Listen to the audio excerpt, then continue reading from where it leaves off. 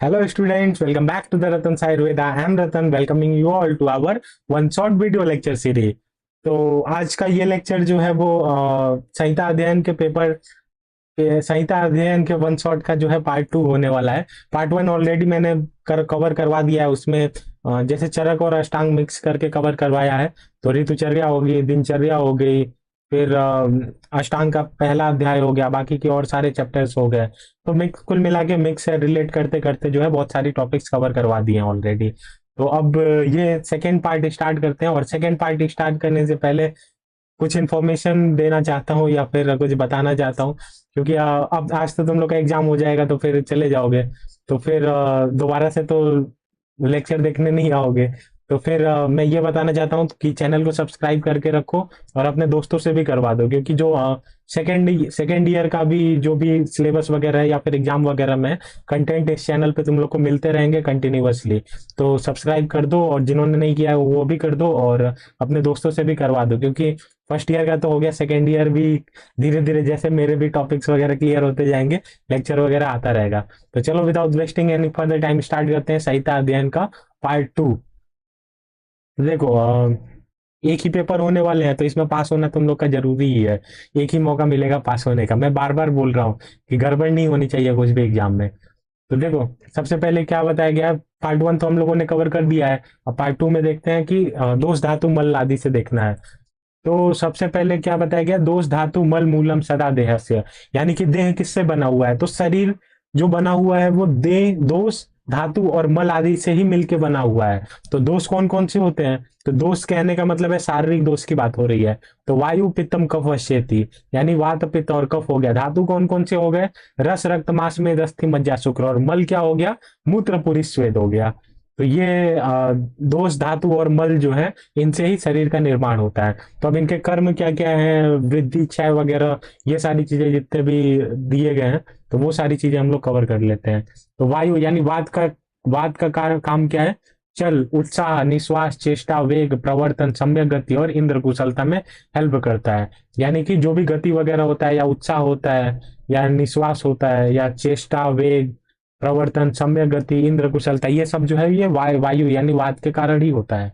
पित्त किस चीज में हेल्प करता है, तो पाचन में उष्मा, दर्शन, भूख लगना, प्यास लगना, प्रभा, मेधा, बुद्धि, शौर्य, तनुता, मृदुता, ये सारी चीजें जो है वो पित्त की वजह से आती है बॉडी में। मेनली हेल्प करता है पाचन आदि में, उष्मा, दर्शन है, देखने में भी हेल्प करता है। अभी इनके टाइप्स पढ़ेंगे तो इसके बारे में डिटेल में देखेंगे।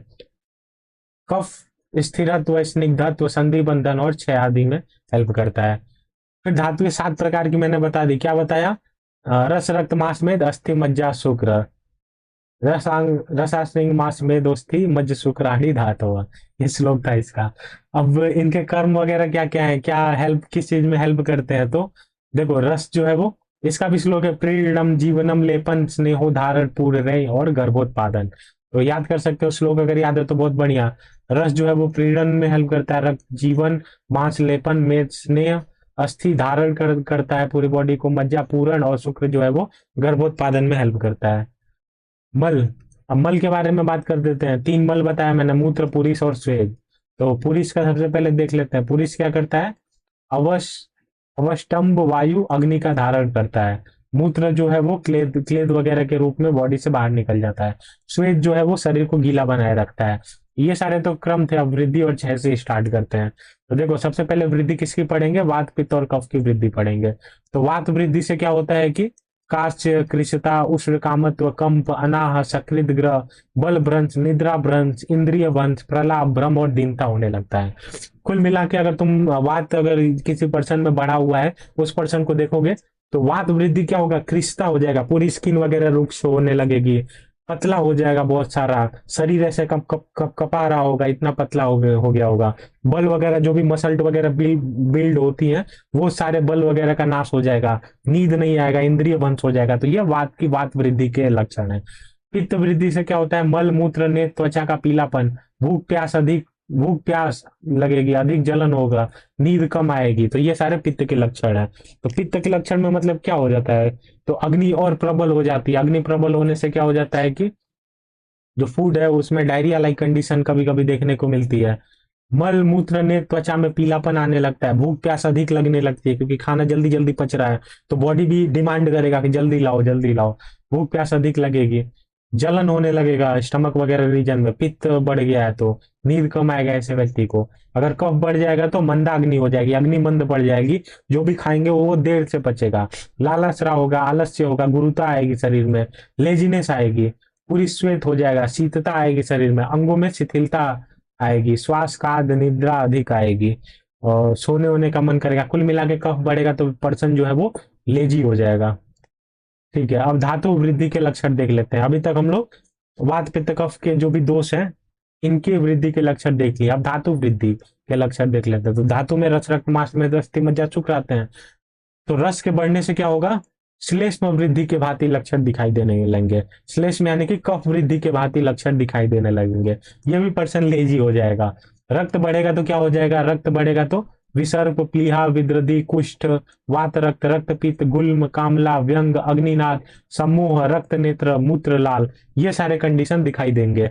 अगर मांस अगर अधिक हो जाएगा तो गलगंड, अर्बुद, ग्रंथि, गंड, उरु तथा उदर वृद्धि, अधिमांस हो जाएगा। कुल मिला के मसल्स अधिक हो जाएंगे तो इसमें क्या है, cancer like condition, tumour like condition दिखाई देने लगेगी।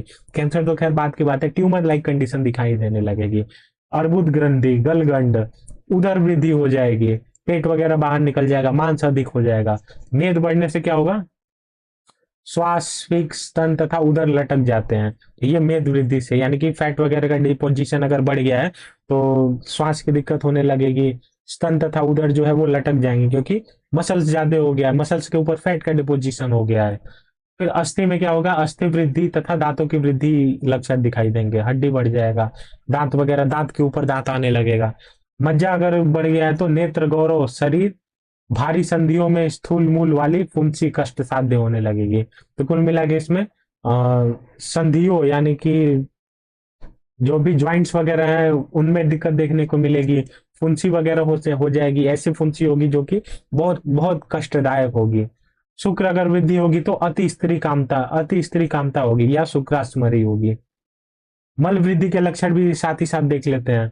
मल वृद्धि में क्या है, पुरुष वृद्धि से स्टार्ट करते हैं। पुरुष अगर बढ़ जाएगा बॉडी में तो कुक्षी में आदमान, आटोप तथा भारीपन वेदना होने लगेगी, यानी कि पेट वगैरह फूल जाएगा, शरीर भारी भारी सा लगेगा पुरुष वृद्धि में। मूत्र वृद्धि में क्या होगा, बस्ती प्रदेश में चुभने से पीड़ा होगी, पेशाब करने से भी ऐसा लगेगा कि पेशाब न किया हुआ है।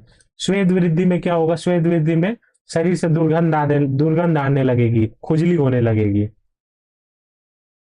अब ये तो वृद्धि की बात हो गई, ठीक है, वृद्धि आई होप तुम लोग का क्लियर हो गया होगा पूरा। ये सारे क्वेश्चन आते ही हैं इसलिए मैंने देखो ये पूरा ही हाईलाइट करके रखा हुआ है, तो इसको अच्छे से देखो। वृद्धि तो अभी कंप्लीट हो गया तुम लोग का, अब छह देख लो, छह छह के लक्षण क्या क्या है, ये सारे लक्षण आएंगे तो लिखने पड़ेंगे। तो वायु यानी वात से स्टार्ट करते हैं। अगर वात का छह हो जाएगा तो शिथिलता होगी, बोलने में कमी होगी, शारीरिक क्रियाओं में कमी होगी, संज्ञा का मुंह हो जाएगा, कफज विकारों का होना। तो मैंने फर्स्ट पार्ट में ही बताया था वन शॉट के कि वात और कफ दोनों एक दूसरे के अपोजिट चलते हैं। तो वात कम हुआ तो कफ बढ़ जाएगा, तो कफज विकार होने लगेंगे। और साथ ही साथ क्या होगा, ये पर्सन लेजी होने लगेगा, बोलने का इसको मन नहीं करेगा, शारीरिक काम करने का मन नहीं करेगा। तो ये वात क्षय के लक्षण दिखाई देंगे। पित्त क्षय में क्या होगा कि जठराग्नि बंद हो जाएगी, फूड का डाइजेशन रुक जाएगा, अच्छे से नहीं होगा, शीतता का अनुभव होगा क्योंकि डाइजेस्टिव फायर जो कम हो गई है तो बॉडी में ऐसा लगेगा शीतलता होगा, टेम्परेचर गिर जाएगा बॉडी का। कांति की कमी हो जाएगी, जो एक पित्त वाले के चेहरे पे कांति बनी रहती है वो कांति गायब सी होने लगेगी। कफ अगर बढ़ता है, कफ अगर कम होता है तो क्या होगा, तो कफ कम होगा तो कफ और वात अपोजिट चलते हैं, कफ कम यानी कि वात वात बढ़ने के लक्षण दिखाई देने लगेंगे। तो संधियों में ढीलापन, वात जो होता है वो ज्वाइंट्स वगैरह में वो समाया रहता है, तो संधियों में ढीलापन होने लगेगा, हृदय में कपकपी सी होने लगेगी, भ्रम होगा, श्लेष्माशयों में रिक्तता होने लगेगी। तो ये कफ क्षय के लक्षण है। अब ये तो हो गया, आप धातु क्षय के लक्षण एक बार देख लेते हैं। तो धातु क्षय से रस से स्टार्ट करते हैं, ठीक है। अगर रस क्षय होगा तो क्या क्या दिखाई देगा, बॉडी में रुक्षता होगी, थकावट होगी, शोष ग्लानि होगी, और शब्द को नहीं सहन कर पाएगा, यानी कि कोई भी अगर थोड़ा सा भी तेज आवाज में बोल रहा है तो वो सहन नहीं कर पाएगा। तो ये देखो, ये रस क्षय के लक्षण बहुत बार एमसीक्यू वगैरह में भी पूछ लेता है।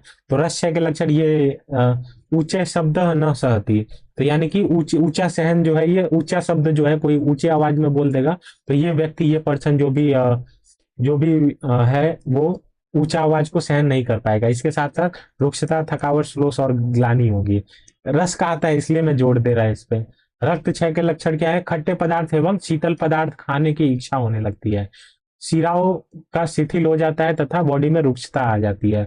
मांस क्षय के लक्षण है, इंद्रिया दुर्बल हो जाती है, गाल पिचक जाते हैं, नितंब सूखने लगते हैं तथा संधि शूल यानी कि जो भी ज्वाइंट्स वगैरह है उसमें पेन देखने को मिलता है। मेद क्षय के लक्षण क्या है? कटी शून्यता, प्लीहा वृद्धि और शरीर दुर्बल होने लगेगा। जिसमें से मेद क्षय के लक्षण में प्लीहा वृद्धि इंपॉर्टेंट है। तो जो भी स्प्लीन वगैरह है वो बढ़ने लगता है।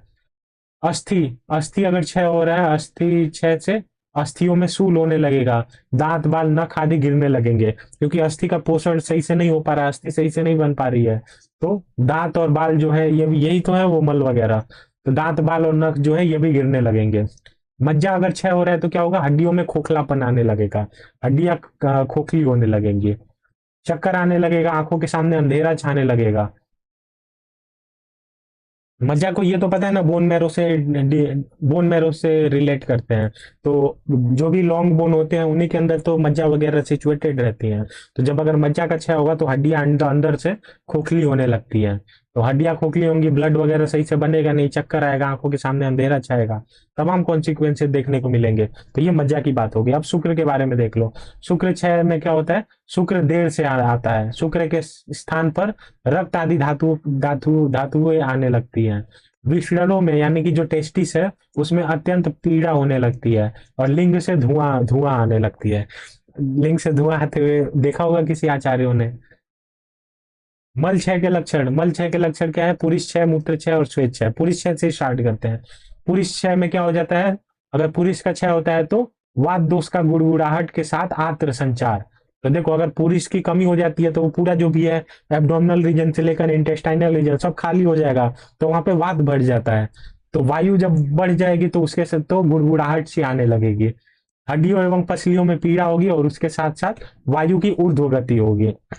वायु जो है बार बार डकार सी आने लगेगी। ये सारे मल क्षय के लक्षण है। मूत्र क्षय के क्या लक्षण है? तो अल्प मात्रा मूत्र की कष्ट के साथ निकलता है। मूत्र का वर्ण जो है, कलर जो है वो विकृत चेंज हो जाता है, साथ में रक्त भी आने लगता है। तो ये मूत्र क्षय के लक्षण है। स्वेद क्षय में क्या होता है कि रोम झड़ने लगते हैं, रोम स्तब्ध हो जाते हैं, और त्वचा त्वचा जो है वो फटने सी लगती है। वृद्धि क्षय का सामान्य सिद्धांत देख लो। ये तुम लोग का वृद्धि और क्षय कंप्लीट हो गया। मोस्ट ऑफ द टाइम एक क्वेश्चन आता ही है इससे, और हो सकता है तुम लोग के भी आए। तो ये अच्छे से बता दिया मैंने, और जो भी है एक बार रिवाइज करके चले जाना। पीडीएफ जो है वो डिस्क्रिप्शन में टेलीग्राम चैनल का लिंक दे दूंगा, वहां से वहां टेलीग्राम चैनल पे प्रोवाइड करवा दूंगा इसका पीडीएफ थोड़ी देर बाद। देखो वृद्धि क्षय का सामान्य सिद्धांत क्या है? वृद्धि स्वयं के गुणों व कर्मों से विपरीत गुणों व कर्मों का हास्य होना वृद्धि है, तथा स्वयं के गुणों व कर्मों को बढ़ता देखने पर स्वयं की वृद्धि समझे।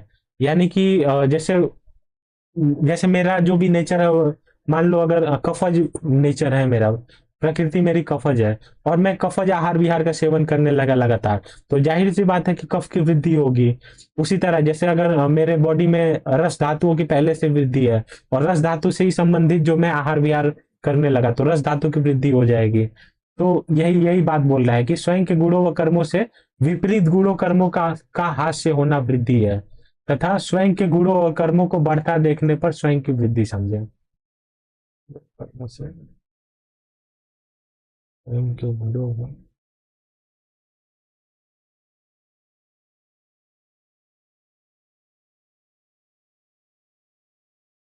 मलों की वृद्धि क्या है कि मलों की रुकावट से, मल अगर रुक जाएंगे तो क्या होगी? मलों की वृद्धि हो जाएगी। मलों का क्षय कब होगा? जब मल अत्यधिक अधिक निकलने लगेंगे तो मल का क्षय हो जाएगा। फिर दोषों के स्थान बताया गया वात पित्त कफ का। जैसे आश्रय आश्रयी भाव मैंने अच्छे से एक्सप्लेन किया था, पदार्थ में भी क्रिया में भी किया था। तो आश्रय आश्रयी भाव जो है क्या है कि जो रहता है वो आश्रयी है, और जहां रहता है वो आश्रय है। तो जो रहता है, वात पित्त कफ रहते हैं कहाँ रहते हैं? तो आश्रय में रहते हैं, धातुओं में रहते हैं। तो वात जो है वो अस्थि में रहता है, पित्त का स्थान जो है वो स्वेद रक्त है, और कफ का स्थान जो है बाकी की सारी धातु है, जैसे रस मांस मेद मज्जा और शुक्र यहाँ पे भी रह सकता है। ये आश्रय आश्रयी संबंध हो गया।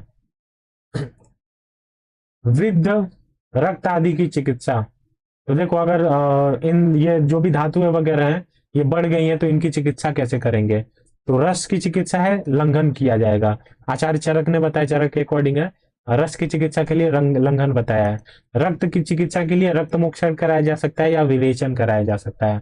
मांस की चिकित्सा के लिए शस्त्र छाड़ या अग्निकर्म। मांस में क्या हो जाता है कि ट्यूमर वगैरह हो जाता है तो शस्त्र छाड़ किया जा सकता है या अग्निकर्म से उसको निकाला जा सकता है। मेद की चिकित्सा कैसे करेंगे तो कृष कृषत आकारे योगों से, और मतलब जो भी पतला वगैरह करेगा, मेद का क्षय वगैरह करेगा, इन सारी चीजों का आहार विहार आदि का सेवन करवाया जा सकता है।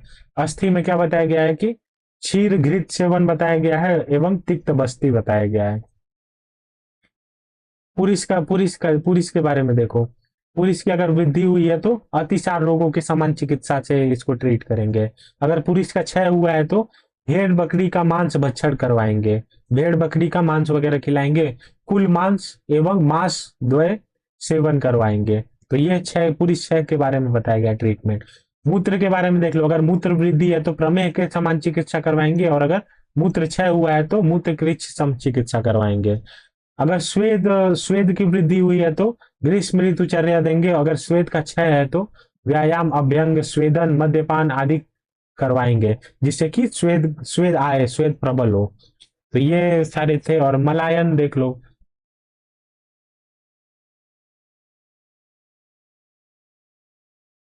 मलायन के बारे में क्या बताया गया। अधो मार्ग में मल और मूत्र आते हैं, ऊर्ध्व मार्ग में कर्ण, नाक, नेत्र और मुख आते हैं, और स्वेदवा जो है वो असंख्य होते हैं। तो ये मलायन जो है जिस जिस रूट से जो मल वगैरह बाहर निकलते हैं वो बताया गया है। तो अधो मार्ग में मल और मूत्र आता है, पता ही है। ऊर्ध्व मार्ग में जो है कान, नाक, आंख, मुंह आदि आ गए, ये दो दो दो दो, एक मुख एक होता है।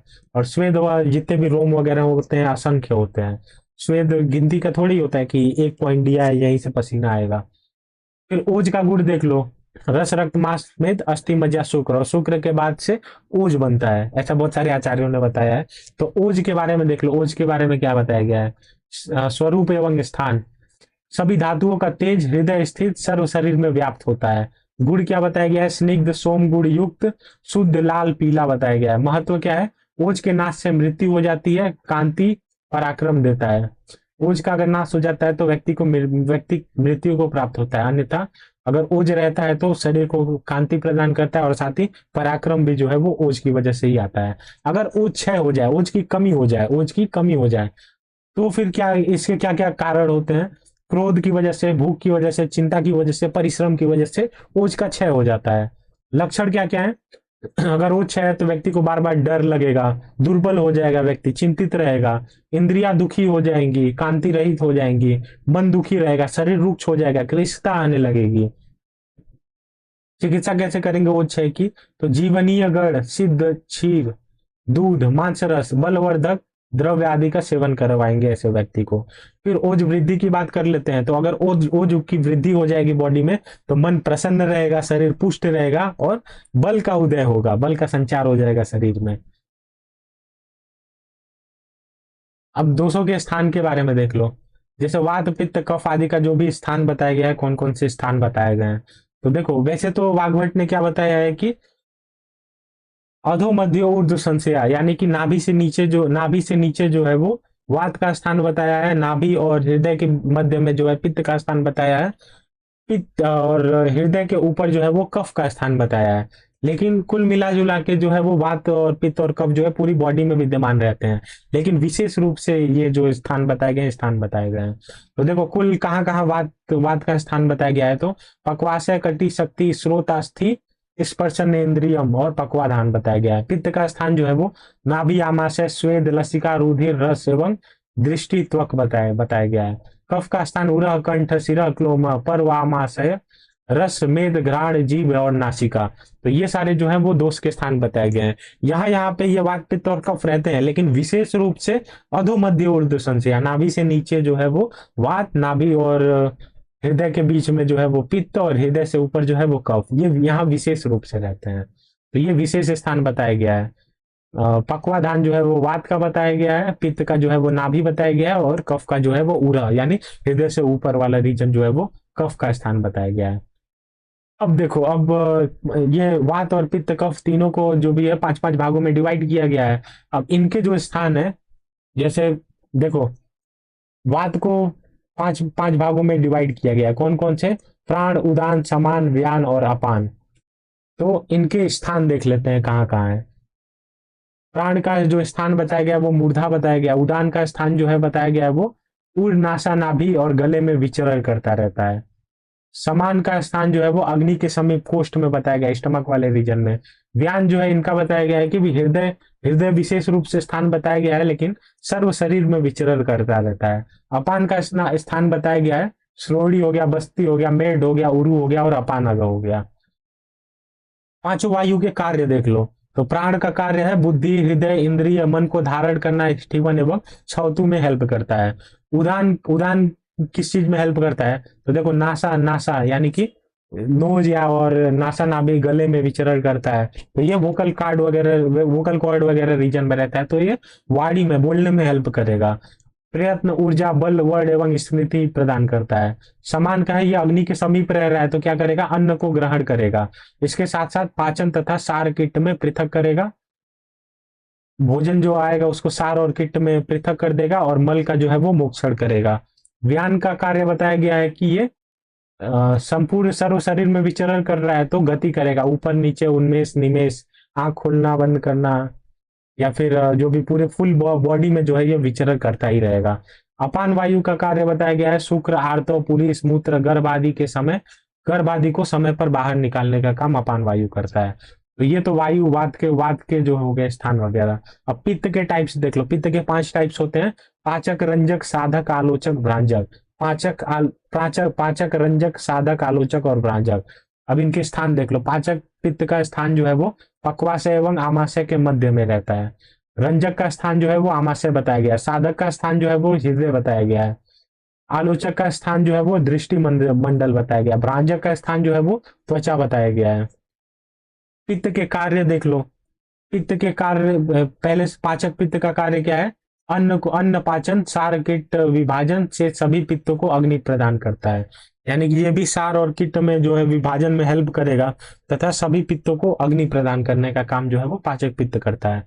रंजक पित्त जो होता है वो रसों को रंगता है, यानी कि जो फूड फूड ब्रोक हो गया, डाइजेस्ट हो गया, अब उसके बाद से उसको रस को जो रंगने का कार्य होता है, कलर प्रोवाइड करने का कार्य होता है, वो रंजक पित्त का होता है। साधक पित्त क्या करता है कि बुद्धि, मेधा, अहंकार आदि की सिद्धि प्रदान करता है। आलोचक, आलोचक जो है वो देखने में हेल्प करता है। और भ्रांजक जो है वो त्वचा को कांतिमय बनाए रखता है।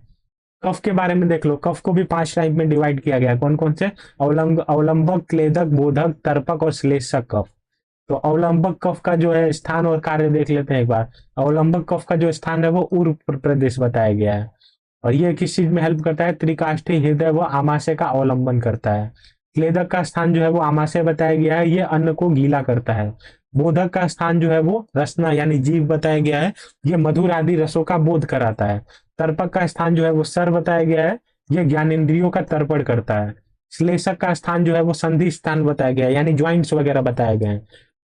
तो ये क्या करता है? संधियों को जोड़े रखता है। ज्वाइंट्स में होगा तो वो ज्वाइंटिंग यानी कि जोड़ने में हेल्प करेगा दोनों संधियों को।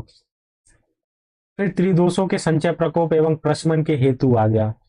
तो हाँ, इसको तो बता रखा है मैंने। वात का देखो, वात का संचय कब होता है? ग्रीष्म ऋतु में होता है। प्रकोप जो है वर्षा ऋतु में होता है और प्रशमन जो है वो शरद ऋतु में होता है। पित्त का संचय वर्षा ऋतु में होता है, प्रकोप शरद ऋतु में होता है और प्रशमन शीत ऋतु में होता है। कफ का जो संचय है वो शीत ऋतु में होता है, प्रकोप जो है वो वसंत ऋतु में होता है और प्रशमन जो है वो ग्रीष्म ऋतु में होता है। तो ये तो ऑलरेडी एक्सप्लेन कर रखा हूं मैं फर्स्ट पार्ट में, तो वही सेम चीज ही है।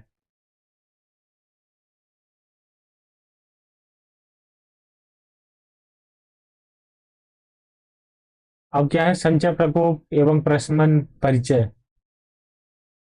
संचय में क्या होगा कि दोष वृद्धि हो जाएगी तो स्थान में।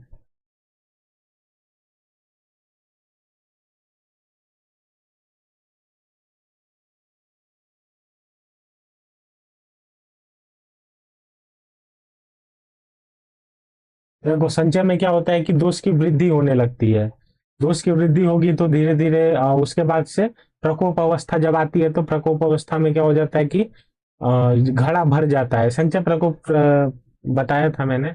और प्रकोप अवस्था में क्या हो गया, घड़ा भर गया, अब डिजीज होने ही वाली है मान के चलो। और प्रशमन में क्या हो जाता है कि जो दोष होता है, दोष आदि होते हैं, वात पित्त कफ जो होते हैं, वो अपने आप बैलेंस होना स्टार्ट कर देते हैं प्रशमन की स्थिति में। फिर दोषों के प्रकोप का कारण देख लो।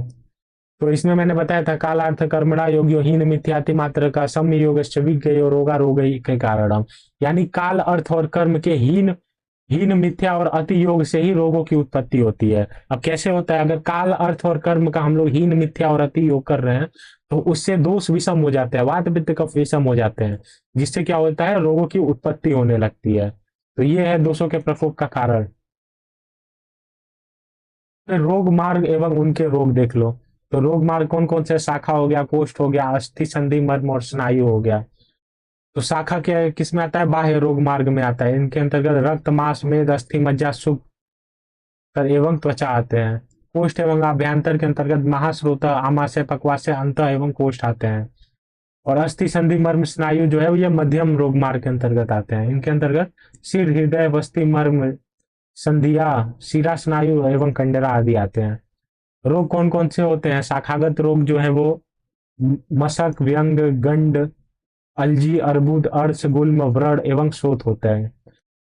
और आभ्यंतर आभ्यंतर रोग मार्ग से कौन कौन से रोग उत्पन्न होते हैं, तो छर्दी अतिसार श्वास काश उदर रोग ज्वर अर्श गुल्म व्रण शोथ, ये आभ्यंतर रोग मार्ग से उत्पन्न होते हैं, कोष्ठ से उत्पन्न होते हैं। और मध्यम रोग मार्ग से कौन कौन से रोग उत्पन्न होते हैं, राज्य क्षमा हो गया, पक्षाघात अर्धित वात विकार शिरो रोग संधिशूल अस्थिशूल जकड़न त्रिकशूल, ये सारे डिजीज होते हैं।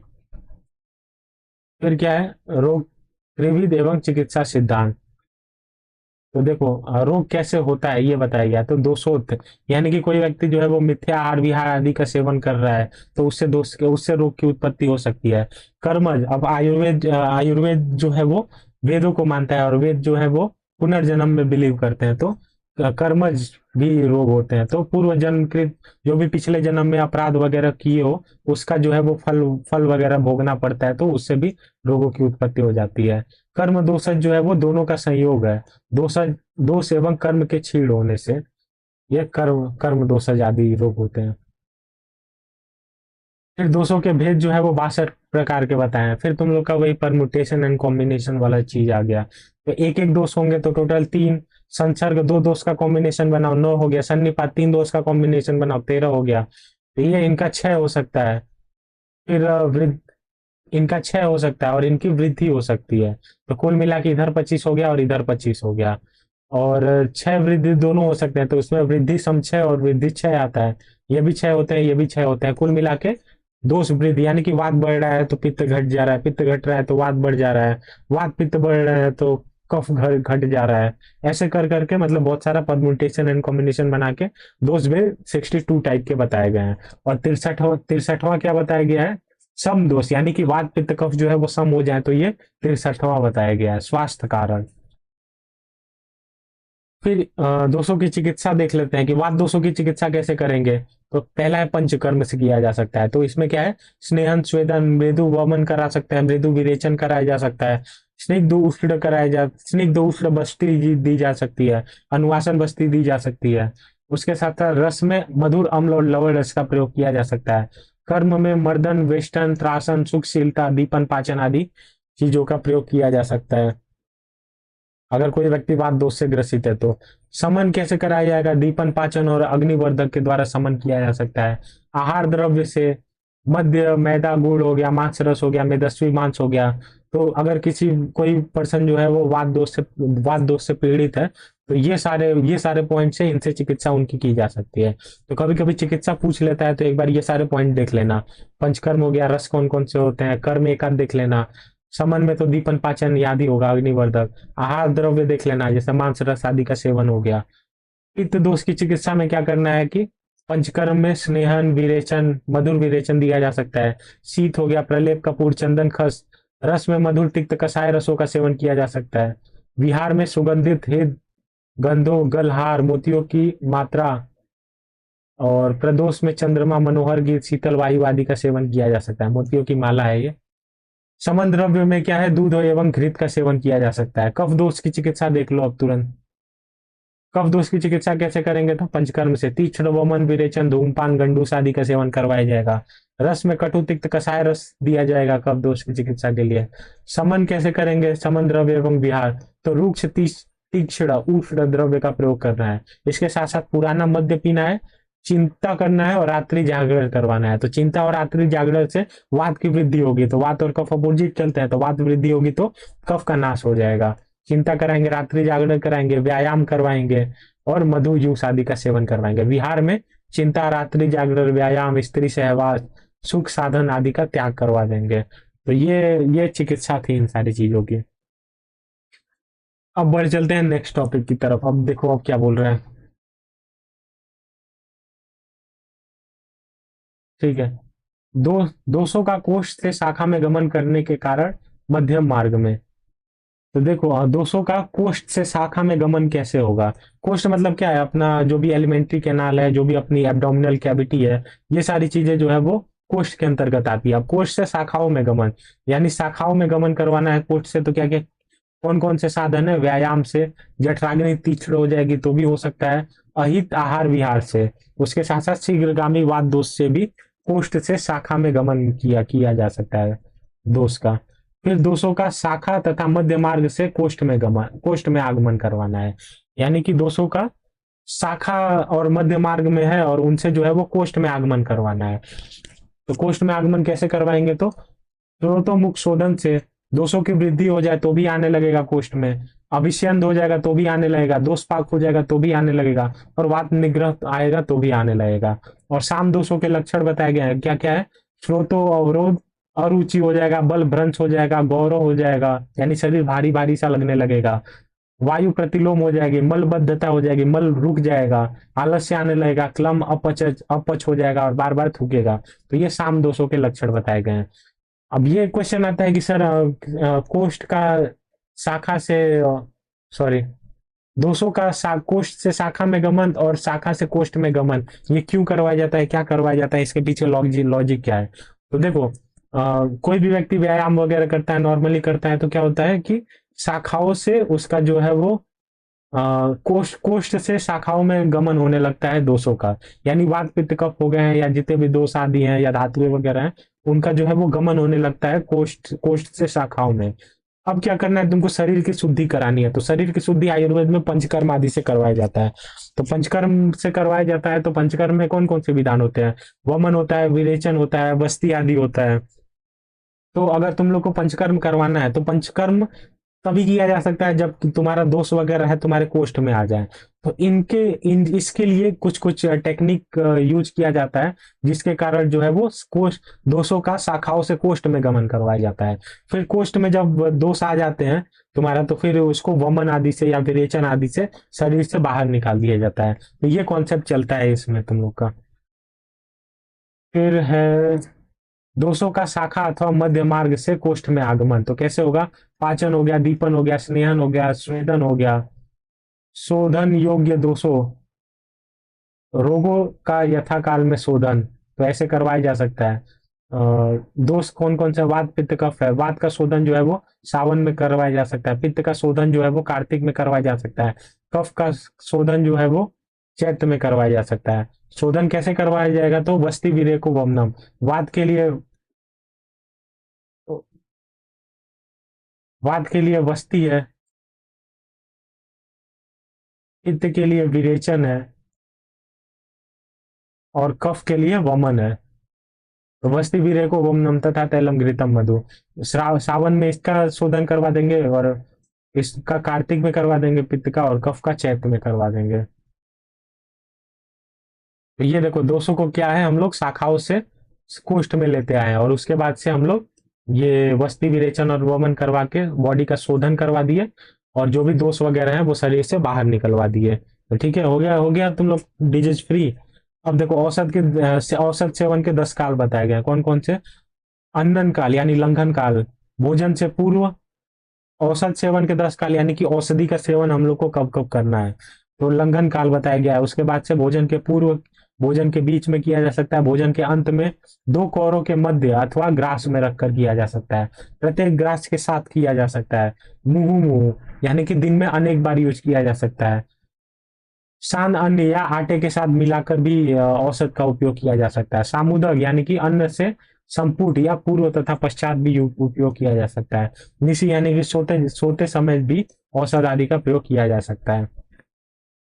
और रोगों के अनुसार औसत औसत काल देख लो कि अगर कफ प्रकोप बढ़ा हुआ है, रोगी बलवान है, तो ऐसे व्यक्ति को अन्न या अनन यानी कि खाली पेट जो है वो खाली पेट उसको डिजीज देंगे, खाली पेट उसको औसत देंगे। अपान वायु की दृष्टि हुई है तो भोजन के प्रारंभ में औसत देंगे, समान वायु की दृष्टि दृष्टि है तो भोजन के मध्य में औसत देंगे, व्यान वायु एवं उदान वायु की दृष्टि है तो दिन के भोजन के अंत में, रात्रि के भोजन के अंत में औषधि देंगे, प्राण वायु की दृष्टि है तो और के अंत में, ग्रास के अंत में देंगे, विष विकार, छर्दी, हिक्का, तृष्णा, श्वास का ये सारे दिक्कत है तो बार बार औषधि का प्रयोग किया जा सकता है। और रोचक है तो भोज्य पदार्थों में मिलाकर, यानी कि अगर ऐसा है कि जैसे बहुत सारा टेस्टी नहीं होता है, औषधि तो वैसे भी टेस्टी नहीं होता है, लेकिन कुछ कुछ ऐसे होते हैं बहुत कड़वे होते हैं, तो उनकी उनकी रुचि बढ़ाने के लिए औषधियों की कुछ भोज्य पदार्थों में मिलाकर इनको दिया जा सकता है। जैसे क्या किया जाता है कि कोई बच्चा है सिरप वगैरह नहीं पी रहा है, तो सिरप में गुड़ मिला के और फिर उसको पिला दिया जाता है, तो ये भोज्य पदार्थों में मिलाकर जो है वो औषधि दिया जा सकता है। प्राण वायु की विकृति में ग्रास में मिलाकर दी औषधि दिया जाता है। कम पाछेपन एवं हिचकी की कंडीशन में जो है वो सामुदक यानी पूर्व में भी और पश्चात में भी दिया जाता है। जत्रु धर्म विकारों में सोते समय किए प्रयोग किया जाता है। फिर ये एक और टॉपिक है, तो इसमें क्या है, चिकित्सा देख लो। तो संतर्पण होता है और अपतर्पण चिकित्सा होती है। तो संतर्पण में क्या है, ब्रीहण करवाते हैं, ब्रीहण यानी कि उसका पोषण करवाएंगे कि खाना पीना सही कर देंगे उसको। तो और लंघन में क्या है कि उपवास करवाएंगे। तो ब्रीहण में जो है वो पृथ्वी एवं जल जल की प्रधानता होती है। तो जब हम उस किसी पेशेंट को खिलाए पिलाएंगे तो उसमें क्या होगा कि उसका वेट गेन होगा। तो ब्रीहण में वेट गेन होता है। और इसमें क्या है, वेट गेन यानी कि पृथ्वी और जल आदि महाभूतों की प्रधानता होती है। जबकि लंघन में अग्नि, वायु एवं आकाश की प्रधानता होगी। लंघन में भूखे रखेंगे व्यक्ति को तो उससे क्या होता है कि वेट इसका कम होता है धीरे धीरे। फिर ये समन भी करता है। समन किसका करेगा, वात एवं वात पित्त का समन करेगा। तो वात का समन करेगा मतलब कफ बढ़ाएगा। अब कफ में क्या होगा कि व्यक्ति धीरे धीरे मोटा होगा, धीरे धीरे उसका वेट इंक्रीज होना चालू हो जाएगा। तो ये संतर्पण में कराते हैं। और संतर्पण अगर पंचकर्म वगैरह करवाया है कोई पर्सन, तो उसको कमजोरी आ जाती है, वीकनेस आ जाती है, तो उस वीकनेस के बाद भी संतर्पण कराया जा सकता है। अब तर्पण देख लो। तो अब तर्पण में क्या है कि दो टाइप का बताया गया है कि लंघन कैसे कराया जा सकता है, शोधन एवं समन के द्वारा। तो शोधन में क्या बताया गया, रक्त मोक्षण हो गया, निरुवस्थि, वमन, विरेचन, नस्य आदि का उपयोग किया जा सकता है। ये 5 टाइप का बताया गया है। समन 7 टाइप का बताया गया है। पाचन, दीपन, भूख प्यास, व्यायाम, आतप एवं बारूद, ये सारे टेक्निक है अवतर्पण यानी लंघन के। अब देखो चरण के कुछ कुछ पॉइंट छूट रहे थे, उनको भी कवर ही कर लेते हैं साथ साथ। देखो वात का गुण मैंने बताया किसके अनुसार, आचार्य वाग्भट के अनुसार, तत्र रुक्षो लघु शीत खर सूक्ष्म चलो अनिल। लेकिन आचार्य चरक बोलते हैं रुक्ष शीतो लघु सूक्ष्म चलो अथ विशद खर। तो इन्होंने क्या, आचार्य चरक ने बताया हुआ है। पित्त के गुण बताए हैं क्या है, सस्ने मूर्तिडम तीक्ष्णम च द्रव द्रवम अम्लम सरम क्रतु। कफ के गुण बताए हैं गुरु शीत मृदु स्निग्ध मधुर स्थिर पिशीला। तो ये सारे गुण बताए हैं। और वात कफ दोषों के गुणों में एक गुण समान है, कौन सा, शीत। यानी कि वात और कफ में जो है वो शीत गुण शीत गुण जो है वो कॉमन आ रहा है आचार्य चरक के अनुसार। फिर थोड़ा थोड़ा इन सारी चीजों के बारे में भी देख लो। दीर्घ जीवन के लिए शरीर, क्लियर है क्या, थोड़ा जूम कर दूं क्या, आ जाओ देखो।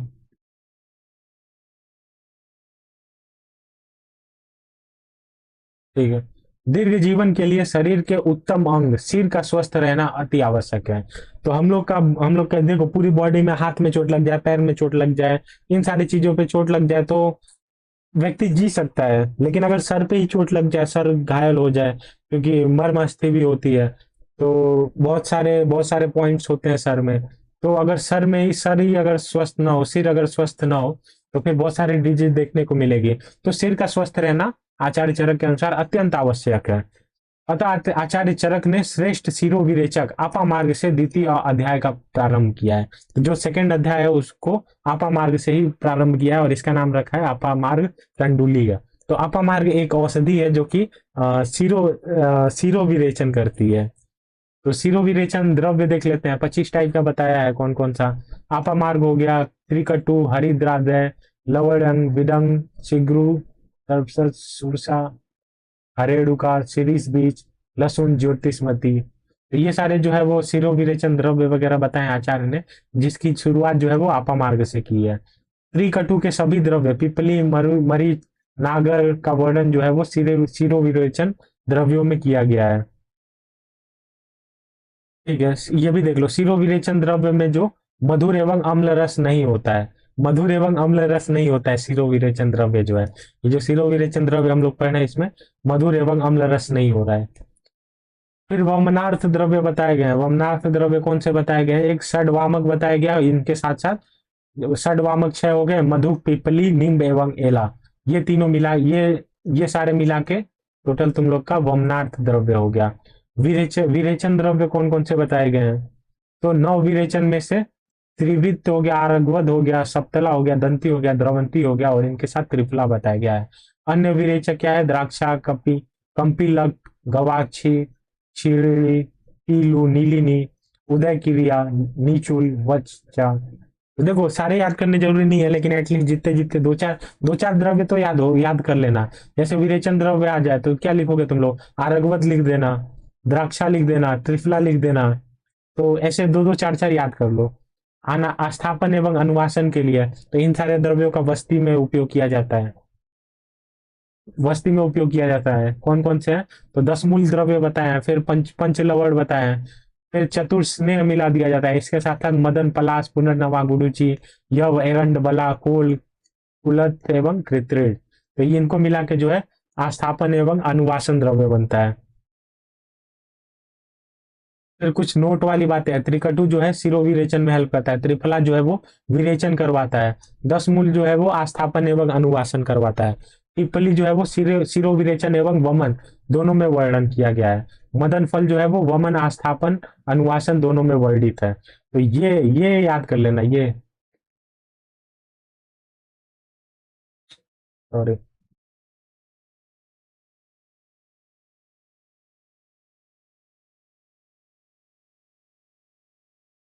ठीक है, इसको याद कर लेना तुम लोग। तो एक एक एटलीस्ट याद रहेगा, तो अगर इससे रिलेटेड पूछेगा तो लिख पाओगे। ट्रिकटू जो है वो सिरो विरेचन में हेल्प करेगा, त्रिफला जो है वो विरेचन में हेल्प कर रहा है, दसमूल जो है वो आस्थापन अनुवासन करवा रहा है।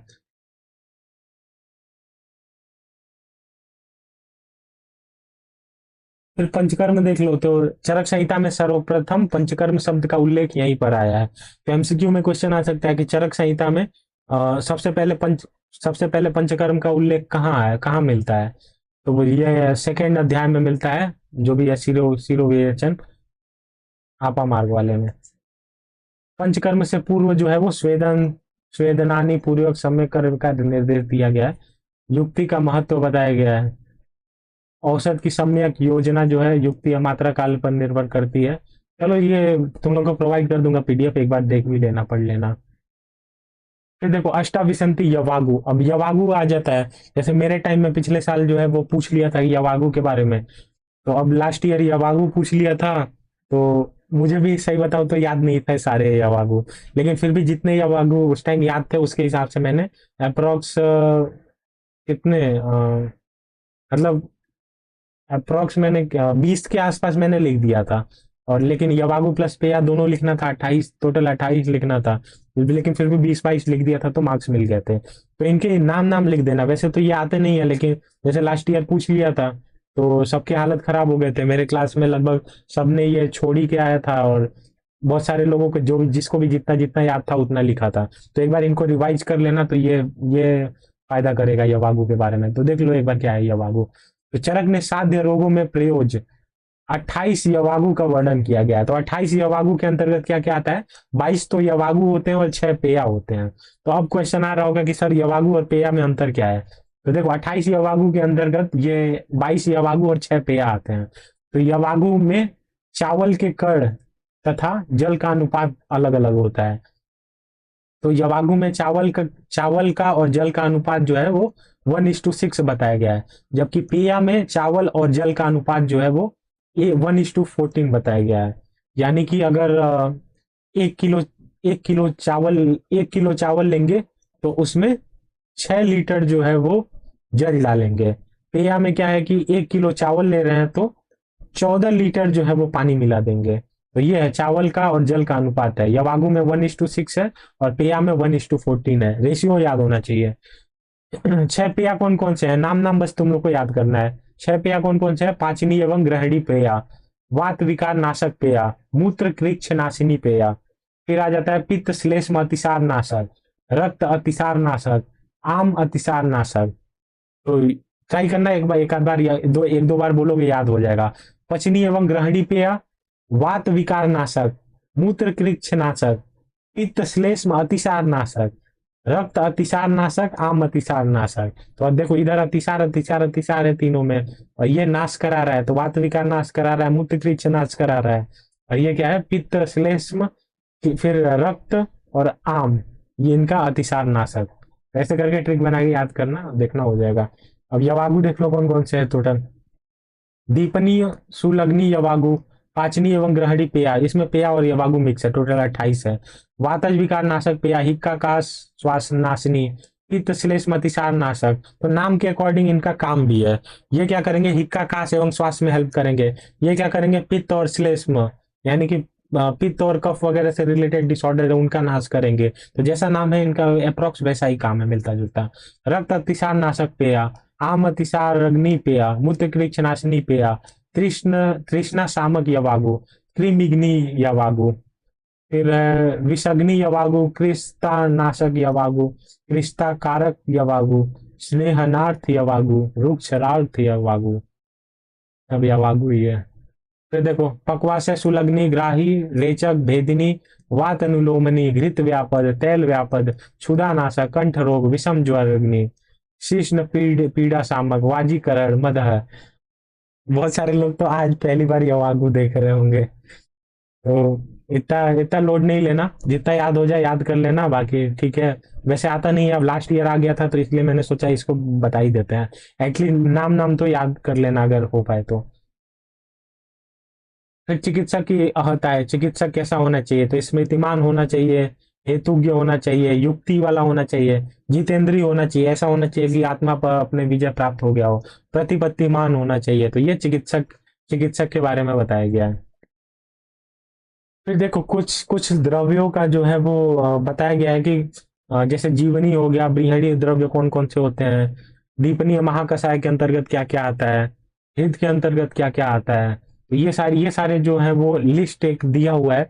ये टेलीग्राम चैनल का लिंक जो है वो डिस्क्रिप्शन में प्रोवाइड करवा दूंगा, वहां से पीडीएफ को डाउनलोड कर लेना और इसको एक बार रीडिंग लगा लेना जाने से पहले।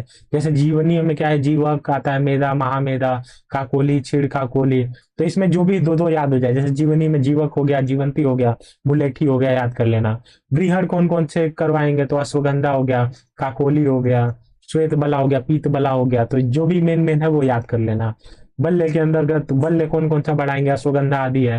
दीपनीय महाकषाय कौन कौन से है? शूल प्रशमन महाकषाय है।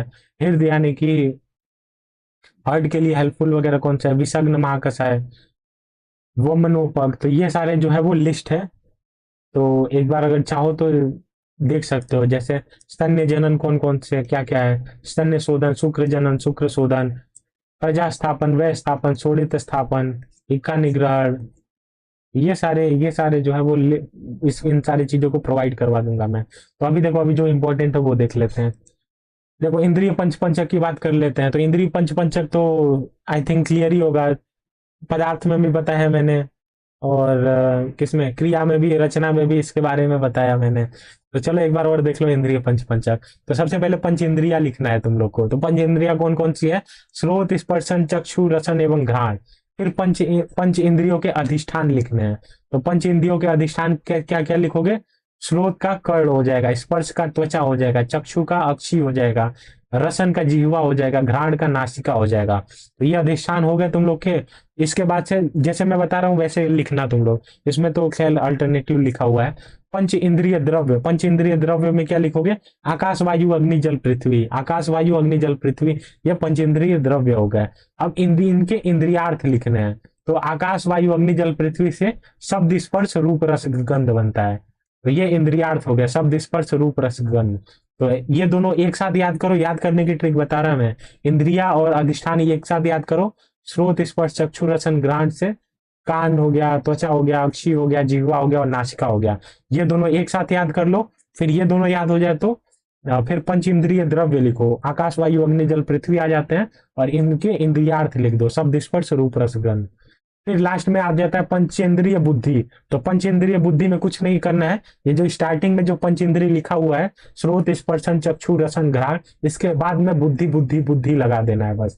ये तुम लोग का पंचेंद्रिय बुद्धि हो जाएगा, और इंद्रिय पंचक कंप्लीट हो गया है। फिर एक और टॉपिक आ जाता है त्रि एसिडाए के बारे में। तो 3 एसिडाए बताई गई हैं। एसिडाए का मतलब क्या होता है? डिजायर, डिजायर यानी कि इच्छा, किसी व्यक्ति की क्या इच्छाएं हैं।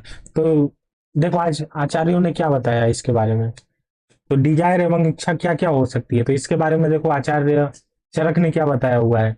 मन बुद्धि पौरुष शक्ति और पराक्रम जिन लोगों का अनुपहत यानी कि नष्ट ना हुआ हो, ठीक है, ऐसे पुरुष इस लोक में और परलोक में अपना कल्याण चाहते हैं। उन्हें तीन ऐसड़ा यानी कि 3 इच्छाएं होती है। यानी कि जो भी व्यक्ति स्वस्थ है, मन एवं बुद्धि से कोई क्षति वगैरह नहीं हुई है, यानी कि इस लोक में रहने वाले, इस पृथ्वी पर रहने वाले ऐसे लोग जो कि इस लोक में और परलोक में, यानी कि यहाँ पे और परलोक में, यानी कि मरने के बाद जो भी जीवन होता है उस लोक में अपना कल्याण चाहते हैं, तो उनकी तीन इच्छाएं होती है। तो 3 इच्छाएं कौन कौन सी है? 3 इच्छाएं यानी कि 3 ऐसड़ाएं होती है। कौन कौन सी है? पहला है प्राण ऐसड़ा, दूसरा है धन ऐसड़ा, तीसरा है परलोक ऐसड़ा। तो प्राण ऐसड़ा का मतलब क्या हो गया है कि जीने के लिए जो भी जीवन के लिए, जीने के लिए जो भी चीजें करने पड़े, जैसे खाना आदि की व्यवस्था हो जाए, तो रोटी आदि मिल जाए, तो ऐसे याद कर लो। तो ये प्राण ऐसड़ाए में आती है। और क्या है? धन ऐसड़ा, धन ऐसड़ा मतलब कि इतना धन हो जाए कि जो भी है सुख समृद्धि वगैरह की कमी ना हो लोक में परलोक में, तो ये धन ऐसड़ाए आती है। इसमें समझ लो कि कपड़ा मकान आदि आ जाता है। और परलोक ऐसड़ा यानी कि मरने के बाद हमारा सब कुछ अच्छा हो, तो इसमें मोक्ष मोक्ष आदि वाली चीजें आ जाती है। तो देखो 3 ऐसड़ाएं बताई गई, प्राण ऐसड़ा, धन ऐसड़ा और परलोक ऐसड़ा। प्राण ऐसड़ा में रोटी आ जाता है, धन ऐसड़ा में कपड़ा और मकान आदि आ जाते हैं, धन से ही तो आएंगे। और परलोक ऐसड़ा में जो है वो मोक्ष आदि आ जाता है। तो ये 3 ऐसड़ाएं बताई गई हैं।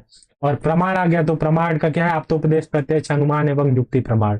तो ये 4 प्रमाण बताए गए हैं। तो इसका जो है वो इसका मैं आई बटन में वो दे दूंगा लिंक वगैरह, और डिस्क्रिप्शन में भी डाल दूंगा। तो ये प्रमाण जो है बहुत बहुत अच्छे से मैंने कवर करवा रखा है पदार्थ विज्ञान के वन शॉट लेक्चर में। तो पदार्थ विज्ञान का दोनों वन शॉट बहुत इंपॉर्टेंट है। उसमें से चाहो तो तुम लोग जो भी स्किप करने वाला टॉपिक है स्टार्टिंग के, उसको स्किप कर देना, और ये जो भी प्रमाण है, आप्तोपदेश प्रमाण, प्रत्यक्ष प्रमाण, अनुमान प्रमाण, युक्ति प्रमाण, इसको अच्छे से कवर कर लेना पदार्थ विज्ञान के वन शॉट लेक्चर से। और क्या कर सकते हो तुम लोग, जो फर्स्ट पार्ट है पदार्थ विज्ञान का, जो फर्स्ट वन शॉट है फर्स्ट पेपर का, उसमें भी बहुत सारे टॉपिक इसमें कवर करेंगे। जैसे कि द्रव्य हो गया, गुण हो गया, कर्म हो गया, सामान्य हो गया, विशेष हो गया। ये सारी चीजें मैंने पदार्थ विज्ञान के फर्स्ट पेपर के वन शॉट लेक्चर में कवर करवा रखी है। तो दोनों का लिंक मैं दे दूंगा, डिस्क्रिप्शन में भी दे दूंगा, आई बटन में भी दे दूंगा। इसको अच्छे से कवर कर लेना, वहां से एकदम शॉर्ट में कवर करवा रखा है।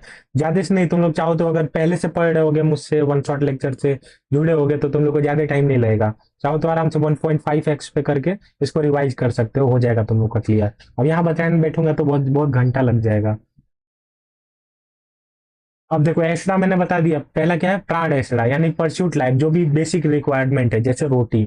धन एसडा यानी कि जो भी वेल्थ वगैरह के लिए, कपड़ा मकान वगैरह के लिए जो भी रिक्वायरमेंट रहती है वो धन एसडा के अंतर्गत आ जाती है। और परलोक एसडा यानी कि मोक्ष आदि की प्राप्ति के लिए, बियॉन्ड द वर्ल्ड वाली वाली सोच जो होती है वो परलोक एसडा के अंतर्गत आ जाती है। तीन उपस्तंभ बताया गया, आहार निद्रा एवं ब्रह्मचर्य। आहार निद्रा एवं ब्रह्मचर्य बताया गया है कौन सा उपस्तंभ, इनका जो है वो प्रॉपर फॉलो करना चाहिए, तभी व्यक्ति निरोगी रह सकता है।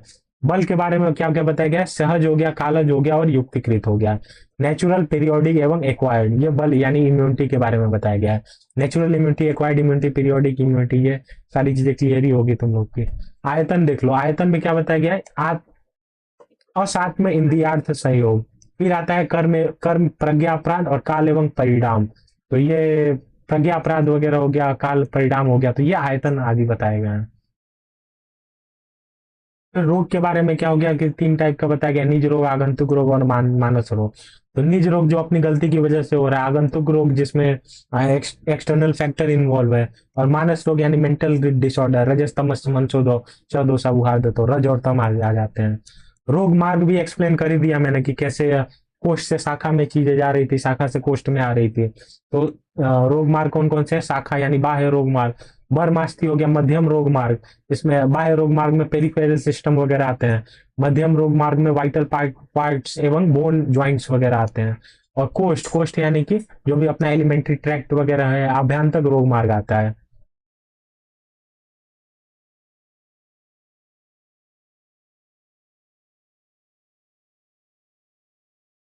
फिर आ जाता है भिषज, भिषज में क्या आता है, संचर, सिद्ध साधित और जीवित अभिसार।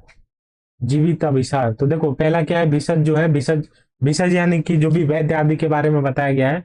तो छज्जर यानी कि इम्पोस्टर्स, तो ये तीन टाइप के बताए गए हैं। इसमें क्या होता है, छज्जर यानी कि ऐसा वैद्य रहता है जो कि बस कुछ जैसे मेडिसिन वगैरह रख लेगा, पट्टी दवाई वगैरह रख लेगा, और खुद को बोलेगा कि मैं वैद्य हूँ, मैं डॉक्टर हूँ। तो ऐसी ऐसा व्यक्ति जो है वो रियल में तो डॉक्टर नहीं रहेगा, कोई कुछ उसकी डिग्री वगैरह कुछ भी ऐसा कुछ रहेगा नहीं, और ट्रीटमेंट वगैरह करने आएगा नहीं, लेकिन थोड़ा बहुत लेके जैसे पट्टी रख लिया, थोड़ा बहुत बैंडेज वगैरह रख लिया, और थोड़ी बहुत मेडिसिन वगैरह रख लिया अपने पास, और बोल रहा है कि मैं डॉक्टर हूँ। तो ये छच्चर वाला हो गया।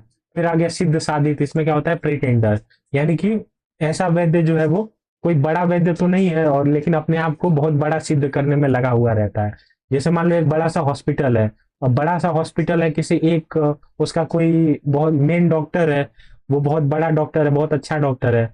अब उसके अंदर कोई एक छोटा छोटा डॉक्टर पहुंच जाता है उसके पास, और अपना प्रचार प्रसार करने लगता है, बोलता है कि मैं इनका शिष्य हूँ, मैंने इनसे सीधा हुआ है, और इन्होंने मुझे अपनी जगह पे नियुक्त किया हुआ है। ऐसे खुद को ही सिद्ध करने में लगा रहता है, बोलता है कि ये जो बड़े वैद्य जी हैं इन्होंने ही मुझे नियुक्त किया गया है, तो मैं नियुक्त हुआ हूँ क्योंकि मुझे भी बहुत ज्यादा नॉलेज है। तो ये अपने आप को प्रिटेंड कराता है कि वो बहुत बड़ा वैद्य है। और जीवत विसार यानी कि ये रियल में ऐसे वैद्य होते हैं, इनको क्या होता है कि हर एक चीज का ज्ञान होता है, जो भी वैद्य के लक्षण बताए गए हैं वो सारे वैद्य के लक्षण इनके पास होता है, ट्रीटमेंट वगैरह अच्छे से कर सकते हैं, असाध्य रोगों को भी ट्रीट कर सकते हैं। तो ये जीविताभिसार भिषज के अंतर्गत आते हैं। फिर औषध, औषध क्या क्या बताया गया, दैव प्राचय, युक्ति प्राचय और सत्वाजय। डिवाइन थेरेपी, साइंटिफिक थेरेपी एवं साइकोथेरेपी।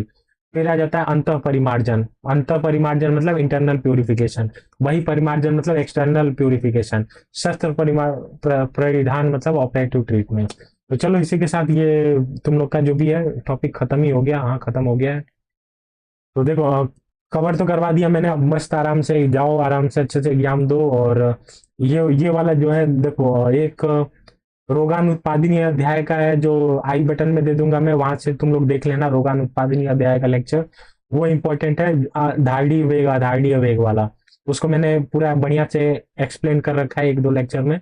और तुम लोग को क्या देखना है, पदार्थ विज्ञान से कवर कर लो सारी चीजें, क्योंकि अष्टांग का जो भी चरक का जो भी है, पदार्थ विज्ञान पूरा जो है वो चरक का ही दिया हुआ है, चाहे वो प्रमाण हो गए, चारों प्रमाण हो गए, या फिर तुम्हारा द्रव्य हो गया, सामान्य विशेष समवाय हो गया। तो ये सारी चीजें जो है वो वन शॉट लेक्चर में कवर करवा दिया है मैंने। चलो फिर इतना ही था इस लेक्चर में, और जाओ बढ़िया से पोर के आओ, और बाद में ये बताना नहीं भूलना कि पेपर वगैरह कैसा हुआ तुम लोग का, रिस्पॉन्स वगैरह, और चैनल से जुड़े रहना, और अपने दोस्तों वगैरह से भी सब्सक्राइब करवाओ। और ठीक है, फिर सेकेंड ईयर के भी तुम लोग का करेंगे कुछ प्रयास वगैरह करेंगे। ठीक है, फिर मिलते हैं नेक्स्ट लेक्चर में, तब तक के लिए जय हिंद गाइस। और हाँ, कोई भी क्वेरी वगैरह है तो इंस्टाग्राम हैंडल दिया गया है इसका, इंस्टाग्राम वगैरह पे बहुत सारे तुम लोग पहुंच जा रहे हो, और बहुत सारे कमेंट आए कि सर करा दो करा दो करा दो, वन शॉट वन शॉट। तो भाई मेरे ऊपर भी प्रेशर था, तो फिर करके मैंने, तुम लोग के रिस्पॉन्स देख के मुझे अच्छा लगा, तो फिर मैंने भी टाइम निकाल के इसको कवर करवा दिया। तो ठीक है, इंस्टा पे भी फॉलो कर लो, और टेलीग्राम चैनल का लिंक डिस्क्रिप्शन में मिल जाएगा, वहां से ज्वाइन कर लो। चलो फिर मिलते हैं नेक्स्ट लेक्चर में, तब तक के लिए जय हिंद गाइस।